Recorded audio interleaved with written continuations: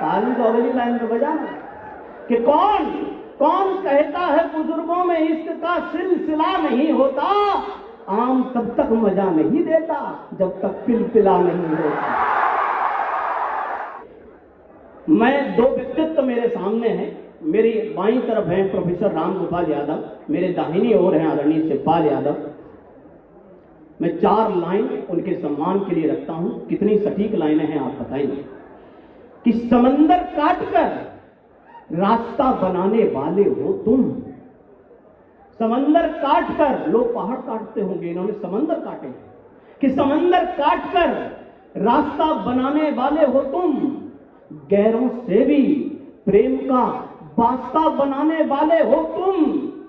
बड़े ही भावों से तुमने ही उसे संवारा है। इस लाइन में नाम नहीं आएगा उस शख्सियत का, लेकिन मेरा भरोसा है ये पंडाल पहचान जाएगा मैं किसके बारे में कह रहा हूं, और आपकी तालियां बता देंगी। कि समंदर काटकर रास्ता बनाने वाले हो तुम, गैरों से भी प्रेम का वास्ता बनाने वाले हो तुम। बड़े ही भावों से तुमने ही उसे संवारा है। नेताजी का वो प्यारा तुम दोनों का भी प्यारा है। नेताजी का वो प्यारा तुम दोनों का भी प्यारा है। कठिनाई कितनी भी हो कभी पीछे नहीं हटे हो।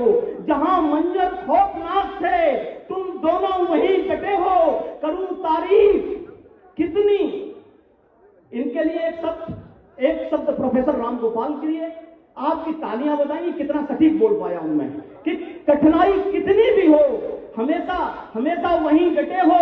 मंजर खौफनाक ही क्यों ना हो कभी पीछे नहीं हटे हो। करूं तारीफ तुम्हारी जितनी वो थोड़ी है। संघर्ष और अनुशासन की आप दोनों की जोड़ी है। संघर्ष और अनुशासन की। मैं अपना तेवर रखता हूं आप दोनों की गर्मामयी उपस्थिति को प्रणाम करते हुए कि सबको लगने लगे प्राण अपने प्रिय तो, सीमा पर रक्षा है तो बोलो कौन बोलेगा।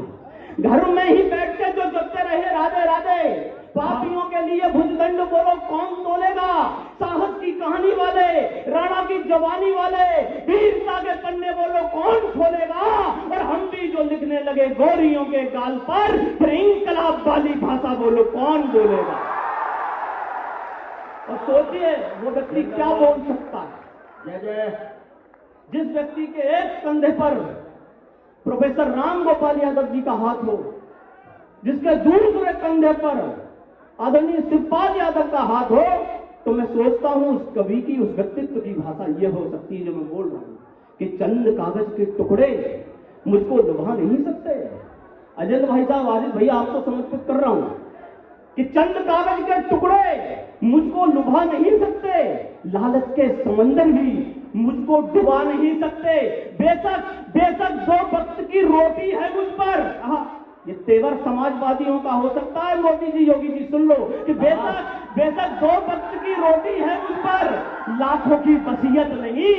मेरा जमीर कोई खरीद ले, किसी की हैसियत नहीं।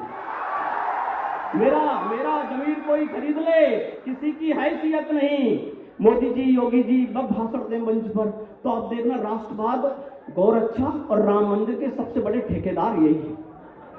सबसे बड़े दुनिया के ठेकेदार राष्ट्रवाद की कहते हैं समाजवादी राष्ट्रवादी नहीं होते। मोदी जी अगर ये जवाब सुन लेंगे ना तो आप ये कहना भूल जाएंगे कि समाजवादी राष्ट्रवादी नहीं होते। आप मंचों से फिर यही कहोगे कि समाजवादी ही राष्ट्रवादी होते हैं। सुनना 4 लाइनें कि राष्ट्रवाद नहीं होता हिंदू को मुसलमान से लड़वा देना। राष्ट्रवाद कितनी सटीक बात हो। और ये ध्यान रखना किसी भी पार्टी का चोला पहनकर बैठे हो उतार देना थोड़ी देर के लिए। कि राष्ट्रवाद नहीं होता हिंदू को मुसलमान से लड़वा देना। राष्ट्रवाद नहीं होता अमन में दंगे करवा देना।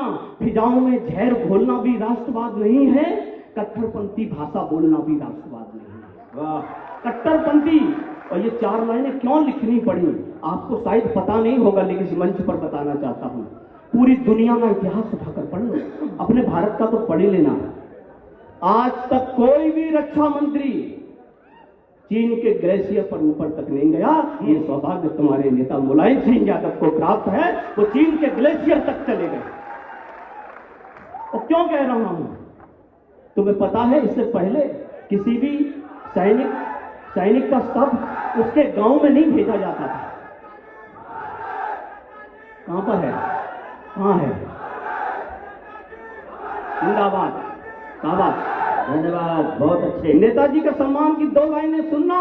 हाँ, क्या नेताजी जब ग्लेशियर पर गए और चाइना की लड़ाई देख रहे थे तो वहां ब्रिगेडियर ने कहा कि नेताजी नीचे उतर जाइए, यहाँ गोलीबारी हो रही है। मुलायम सिंह यादव जी का जवाब था, हाँ, गोली लगेगी तो मैं भी मर जाऊंगा, क्या फर्क पड़ता है, मेरे जवान बेटे लड़ रहे हैं, मैं इनको अकेला कैसे छोड़ दूं। वाह।